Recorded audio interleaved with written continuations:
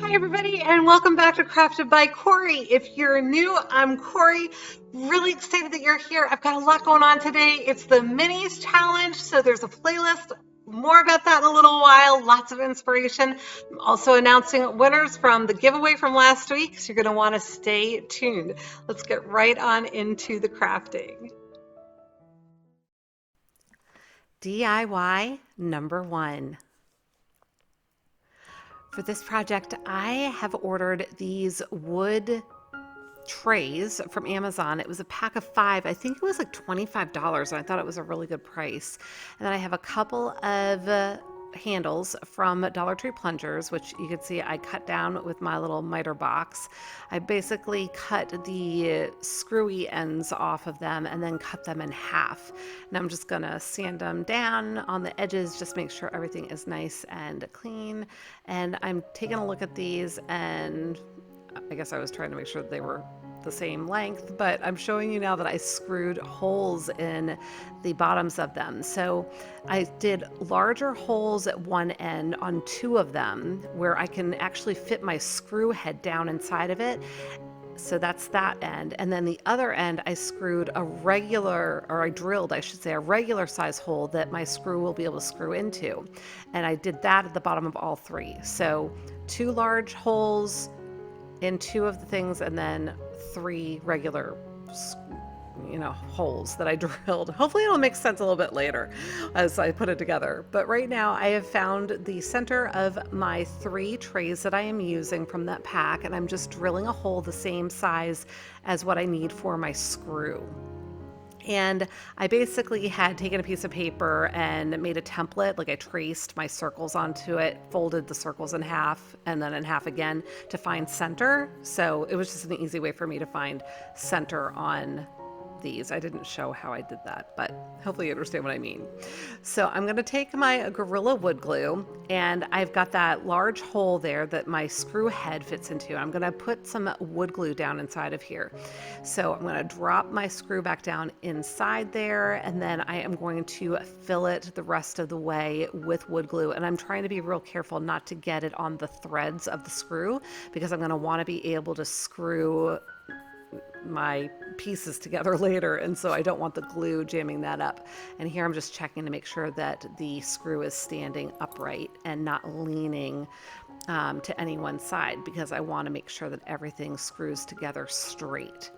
So hopefully as I go here you'll understand what I'm trying to do. Essentially, I wanted to have a way to screw all of these pieces together without it being visible. So this was my makeshift way of having a screw connecting 2 different pieces of the wood pull together. Hopefully that makes sense. So now I've decided that I am going to do a buffalo check paint on my trays. I could not find my masking tape to save my life. I don't know where it is. It is somewhere in my craft room.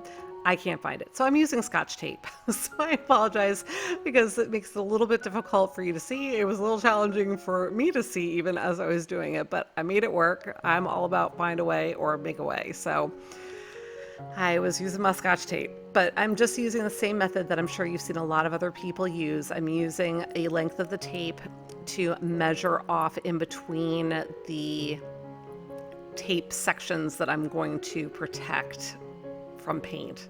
Again, I'm having a lot of trouble explaining what I'm talking about tonight, apparently, but hopefully you are understanding what I'm saying, especially with the visual. So, and I'm sure, again, that you've seen other people do this.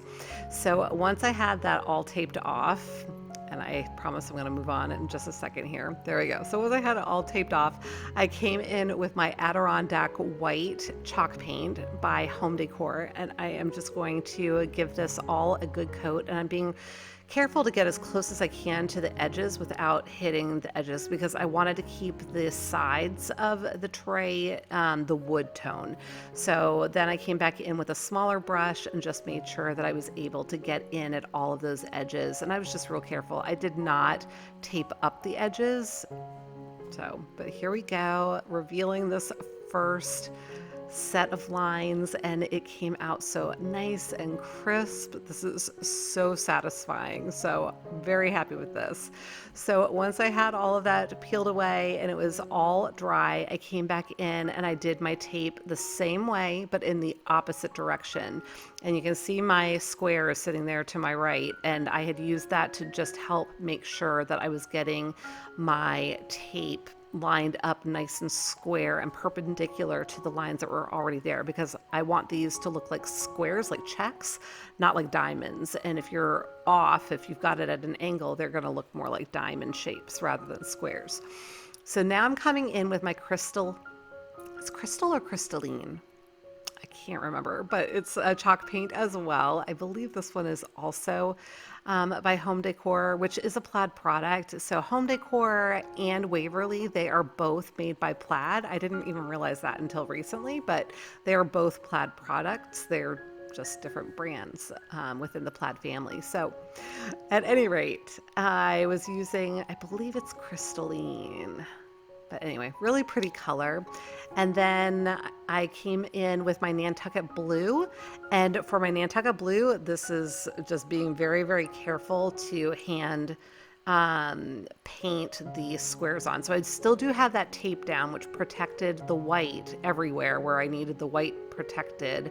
And then I wasn't as careful with the crystalline because I knew that where it was hitting the white, I was going to be coming back in with this Nantucket blue. So hopefully that makes sense. So it's here with the Nantucket blue that I'm having to be real careful. So I have a nice, small, flat, relatively stiff brush that I am using to do that. And again, at my little edges along the sides of the tray, I'm coming in with a tiny, tiny brush. So here we go. You ready? I was so excited when I started pulling this tape up. Look at how awesome this is, you guys. And I'm not one to really toot my own horn, but I can't tell you how proud I am of this particular project. This tray may be my favorite project that I have done since I started my YouTube channel. It's between this and my ship wheel. I don't know if I can beat the ship wheel. The ship wheel was really pretty up there for me, but this tray, I just love it. So this is them all done, and you can see that they do nest. So they are slightly different sizes. When it's all put together, it's hard to tell that the top one is smaller than the bottom one, but you can see here that they actually are. So I'm starting to screw in my first screw. So this is the third screw. So you need 3 screws and 3 of these wood poles, or whatever you want to call them. So I screwed my screw into the bottom, and I'm screwing that into one of my wood lengths that has one of the other screws sticking out of it. And I did let that set overnight with the wood glue so that that screw is not coming out of the top of that pole, for lack of a better term.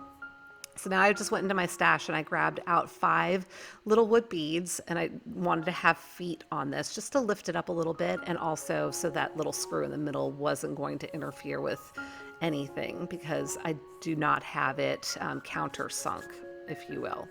So I just used some wood glue on that, and of course I didn't wait for that to dry, so I recommend you wait for it to dry before you move on. I ended up having to put them back on again in a couple of places, but because I was moving this around and I was knocking them over. Anyway, do as I say, not as I do, right? So now I am just screwing together the next section. So I had set the next tray on top of that screw. I used my second length of the pole, if you will, and now I'm screwing on, as you can see, the third tray. So you can just see how I just set it right down on the screw, turned it until it was on there.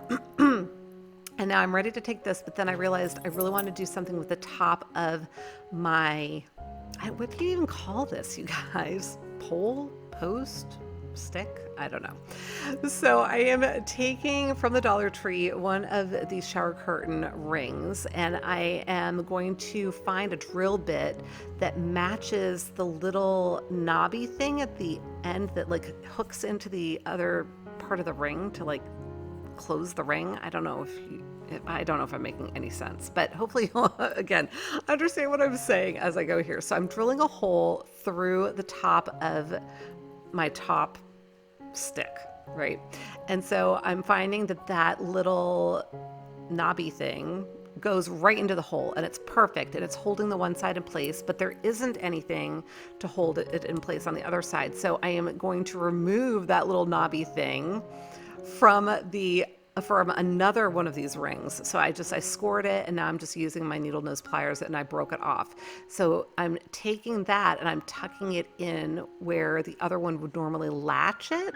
So is this making sense? I hope this is making sense. And I'm just gonna hot glue that in place.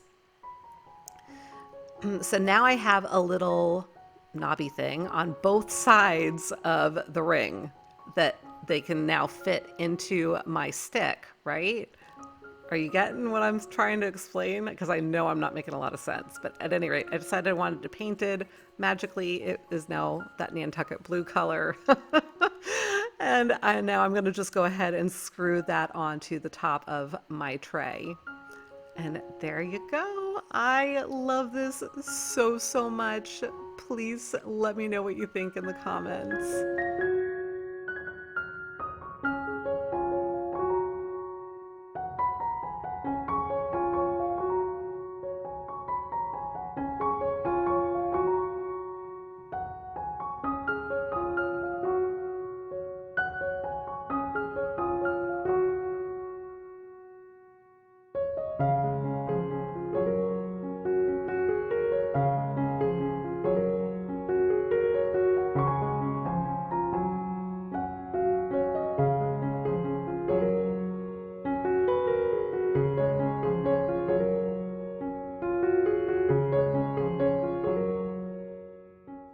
Hi again. I hope that you're enjoying the video so far. Just a reminder that this is part of the Minis Challenge playlist that I am hosting. So there is an entire group of awesome crafters that are also producing minis. So be sure to check out the playlist when you're done with this video.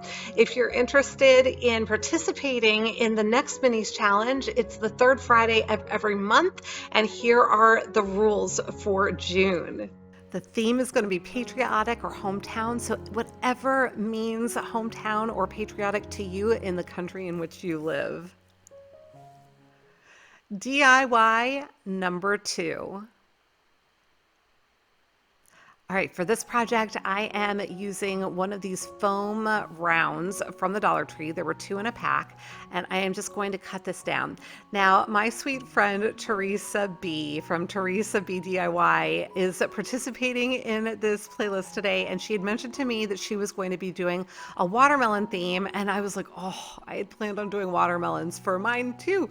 But so I had this one project I still wanted to do.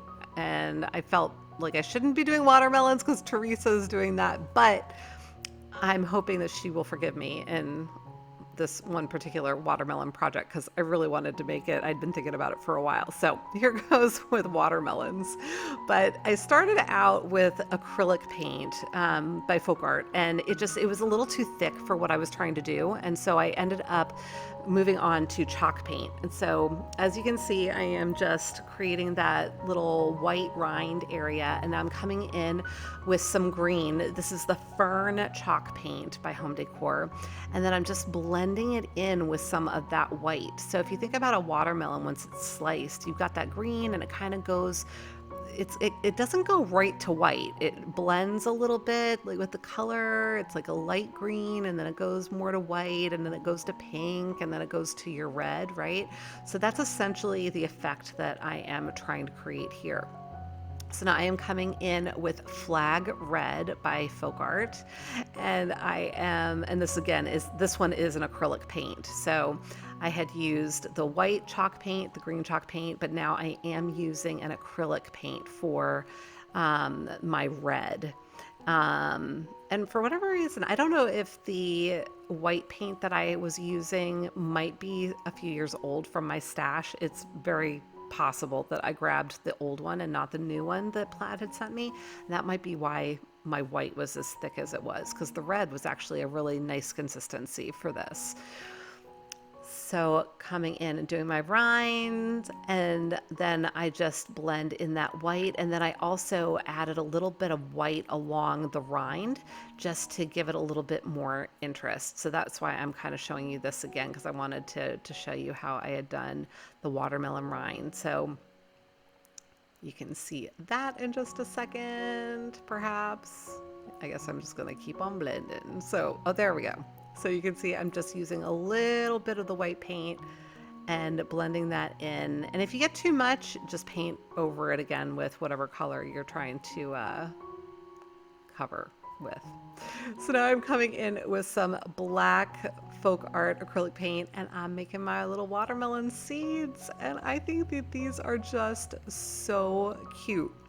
So while those are drying, I decided I was going to make a little bin for my watermelons. So I started out with my Adirondack white chalk paint again and gave it a really good coat, and then I am sanding down the edges. I just wanted to stress it a little bit. I'm adding a watermelon decal that I had cut with my cameo, my silhouette cameo. And here is where I made my mistake. I did not seal it. I didn't go back over it with white chalk paint the way that I normally would. I just figured that this Artis acrylic paint marker would work well. And actually it looked like it was doing a beautiful job as I was doing it. It did not appear to be like doing anything out of the ordinary. And I don't know if it's because I just didn't seal it or if it's the texture on this box or what, but I had bleeding everywhere. So word to the wise, if you're gonna do something like this, seal it up either with the same paint color that you used as your base or with some Mod Podge. And that should alleviate any bleeds, because this was bleeding. So I decided I was going to distress it too. So I'm like, all right, we'll just go with it. So I don't know. So this little bin might be a fail, you guys. At this point, I was running out of time and patience, quite honestly. And I said, you know what? This might just have to get redone sometime soon, but I don't know. There's some charm to it, I suppose. So I went ahead and I added this. Oh my goodness, I know what this is. Excelsior. It's like fancy grass made from wood strips, I think. But here it is with all of my little watermelon pieces dropped in. Let me know what you think.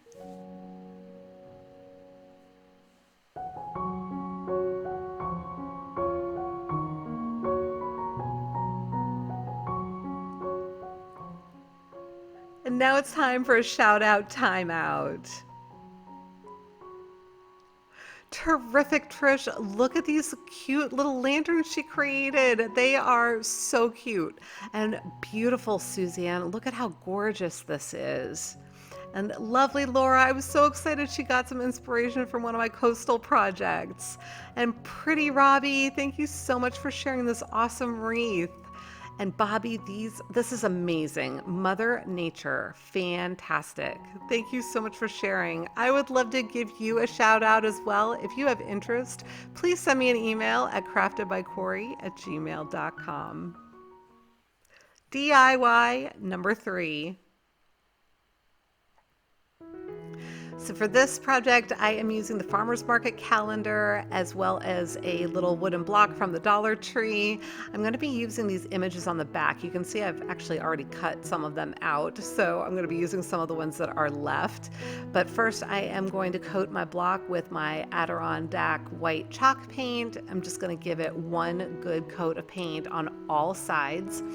And once that is all painted, I'm going to go ahead and set it aside to dry, and then I will work on cutting out, well, I thought I was going to cut them, but then I decided I was going to rip them out, my little images. And the reason that I decided to rip them, I knew that I was going to be Mod Podging them onto the block, and I wanted the edges to be a little bit rougher, especially since this has got kind of like a farmer's market kind of theme to it. So I didn't want it to have perfect edges.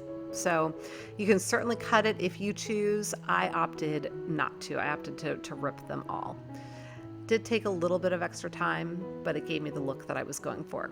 So I'm coming in with my Mod Podge in satin. For this particular project, it doesn't really matter if you use the satin or the gloss or the matte, because it's not going to show, it's going to be underneath. I am not going to be sealing the fronts of these. I am just doing the back. So I just made sure that after I applied it to the wood block, you saw me also applying the Mod Podge to the edges of the piece that I was putting down. And then I'm just going through and making sure that all my edges are nice and flat and all sealed. So once I had everything on there and everything was good to go, I went ahead and grabbed my sanding block, and I just wanted to sand the edges again to make it a little bit rough and distressed.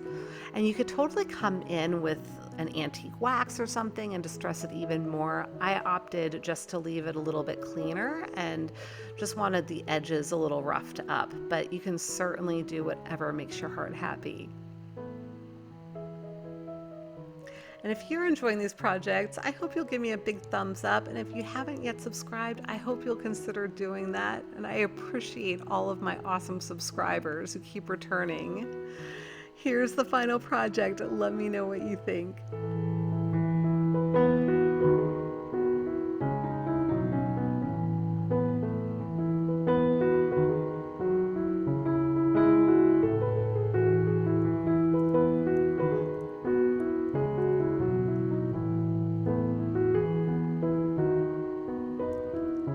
So here are our winners from the last video drawing for these awesome rub-on transfers. Natasha Mullis, Makeup by Mandy, Debbie Green. Make sure you email me by Sunday, May 23rd to claim your prize. Congratulations. DIY number 4. So for this project, I am grabbing a heart wood piece from my stash, leftover from Valentine's Day. And I have some leftover greenery from some floral pick that I pulled apart at some point. And I'm going through my paints trying to find a red that I like for this. And I finally settled on this one. I believe it was called Fire Engine Red, if I'm not mistaken. This is a folk art acrylic paint, and once I had it, I gave it 2 coats. I'm coming in and giving it little seeds. If you haven't figured it out yet, I am making a little strawberry. So I went in with my acrylic paint marker and gave it all its little seeds, and now I am working on the greenery, and I'm just cutting out that plastic piece because I want to be able to manipulate these little leaves, and it was just getting in the way. So I'm layering them on here. I've got 3 sets of 2 leaves each, and if you think about strawberries, the green little tops kind of lay flat to the strawberry, so that's what I'm going for here. So I actually am applying these leaves upside down to how they normally would be on the flower. So hopefully that's making sense. And I am just securing them down with some hot glue and getting them all into place until they are where I want them. And now, once I have these all set down, I am going to want to come in with a little stem. And so I was trying a couple of different things. You can see up in the top right corner, and forgive my messy table, you guys. It is time for me to resurface this work table for sure. So forgive all of the paint marks and messiness of it. But I tried a couple of different things. I finally settled on one of these little nubbies as opposed to the ones that have like the prong looking things over there. They just weren't sitting down properly. So I am now coming in with some floral wire because I just wanted to give the little nubby stem a little bit more substance. So I'm wrapping the floral wire around it and around it and around it, and just entirely wrapping that with the wire. And then I'm going to come in with just a little teeny tiny bit of hot glue in a second, just to make sure that it wasn't going to go anywhere. So I did not use a lot. It was like whatever was dripping off the end of my little nozzle kind of thing. So once that's secure, I went ahead and cut off another length of the floral wire, And for this part, I am just going to use my little paintbrush and do little curly cues with it. So you know how strawberry plants have those little tendrils, or I forget what they actually call them. I think there's runners, maybe? I forget what they're called, but you get the idea. So there's my little strawberry. Again, ignore my messy desk, but I'll give you a cleaner shot of it here.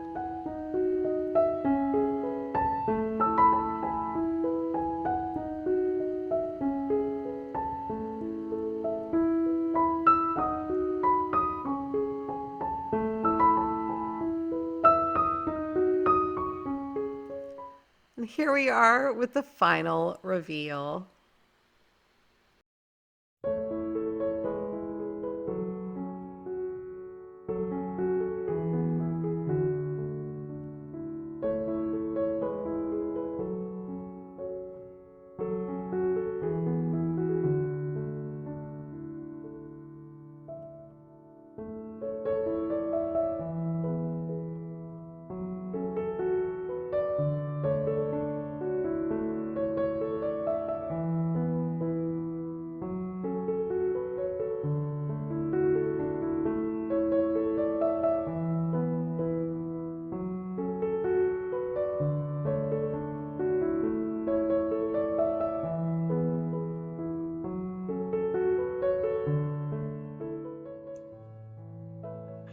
Okay, everybody, that's it for today. If you enjoyed the project today, please give me a big thumbs up. It really does help support my channel. It helps me to grow. Please leave a comment. Let me know what you thought, or just say hello. It definitely helps me to get noticed on YouTube.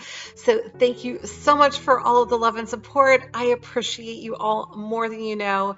And until the next time, be well, be kind, and make it a great day. Take good care. Thank you so much for being here. Bye.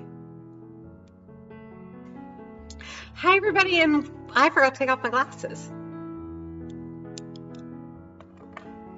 All right, here we go.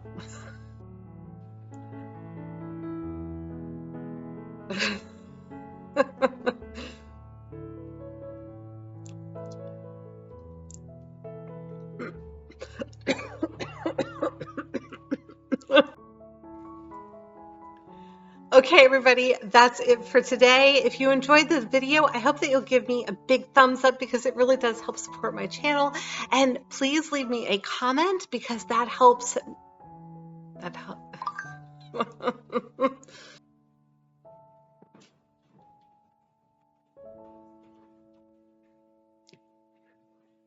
Huh? I was about to.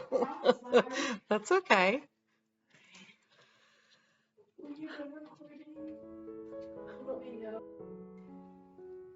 Hi, everybody, and welcome back to Crafted by Corie.